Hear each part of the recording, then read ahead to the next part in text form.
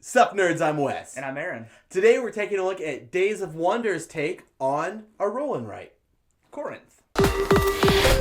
Here is yet another roll and write that does a pretty good job of rolling and writing and having fun around the table, drafting dice, and trying to do as much as you can, but you can't do everything type of game. Absolutely. So Corinth is a 2 to 4 player roll and write from Days of Wonder, like we've said.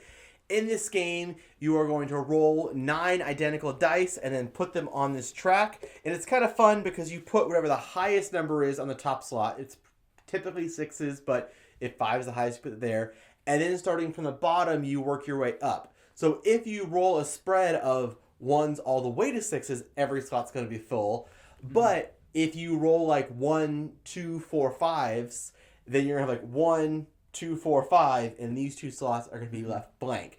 So that does make the yellow more of a rare resource, and the blue a little bit, and then descending down, you're always going to have some kind of gold and goats available, the top and bottom slot. So once you've rolled and you've assigned the dice to each of the slots, the first player is going to draft one of the slots. So you can pick, the gold or the 4 different markets or the goats, and depending on how many dice are in those slots is how many things you get. So the yellow slot is like lamps or salt or something, and if you select it, if there's 2 dice there, you get to mark out 2 of, you delivered 2 things to that market. Yeah, 2 of the goods to that market. So you still have another choice.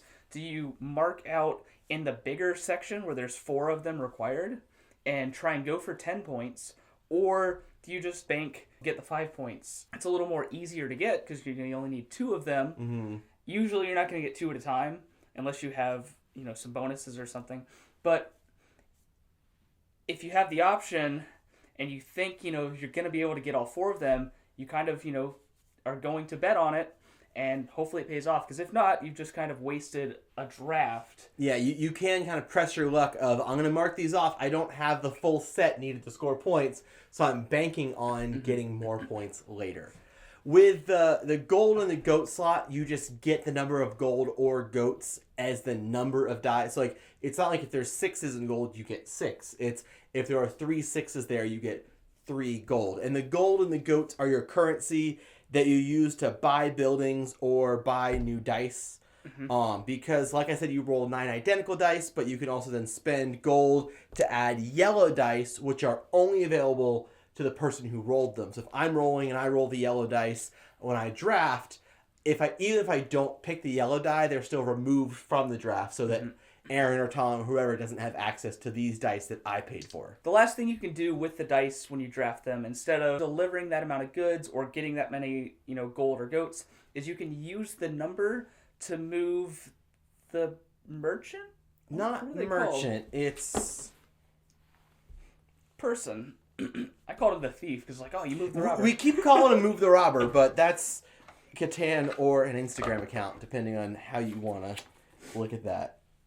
Steward. You move the steward. Oh, yeah, because you got to be a good steward with your goods. He basically just moves around the town and does cool stuff for you. Yeah. It's a way of getting all of the goods or services that you require. If you choose the 2, no matter what slot it's in, you're like, okay, I'm going to choose these 2s, and instead of getting whatever slot they're in, instead of getting those goods or getting the goats or whatever, I'm going to move 2 spaces with the steward.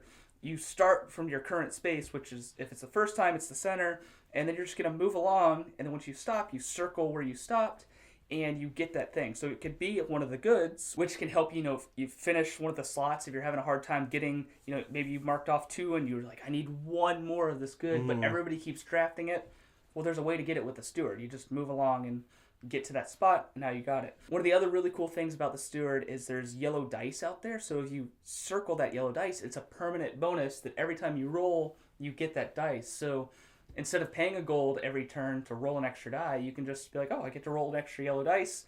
It gives me an extra option. I have a better chance of rolling all the numbers if I'm trying to get a certain number or a certain slot. One of the really cool things about the steward is with his movement, it almost looks like you're trying to solve a maze when you're done, because as he moves spaces, you actually draw lines to every space he visits, and then where he stops, you circle, and you get whatever things at the spot that he stops on. But he can't go somewhere he's already been before. So once you've crossed like through a place, you can't go back and cross through it or circle it later on. You have to be really careful that you don't like box yourself into a corner, because then the steward can't ever move.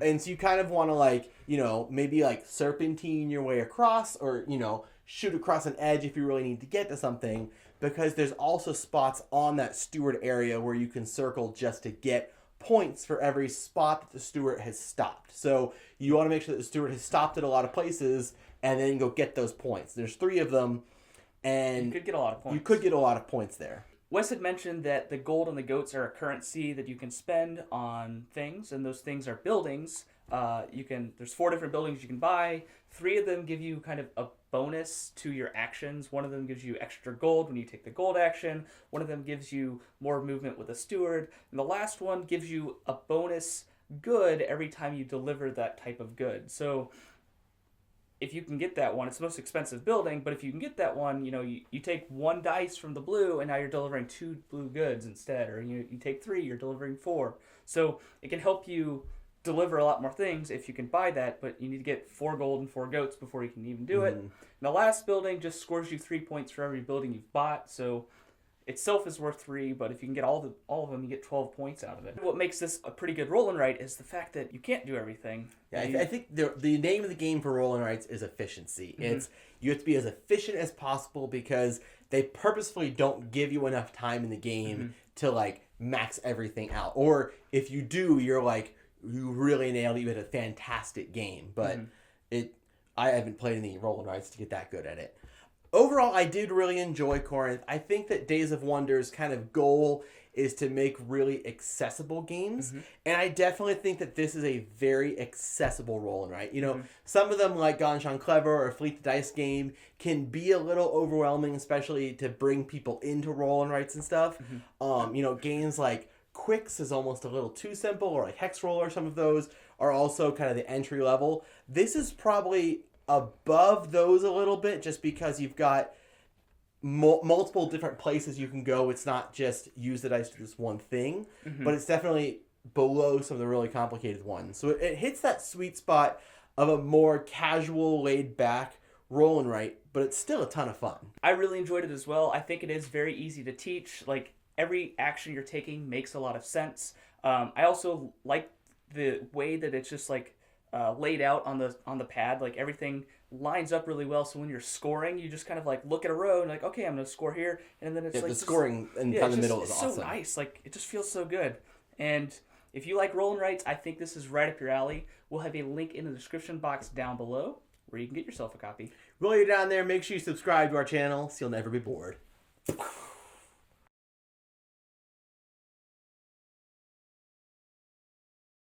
I'm Wes. I'm sneezing. Oh.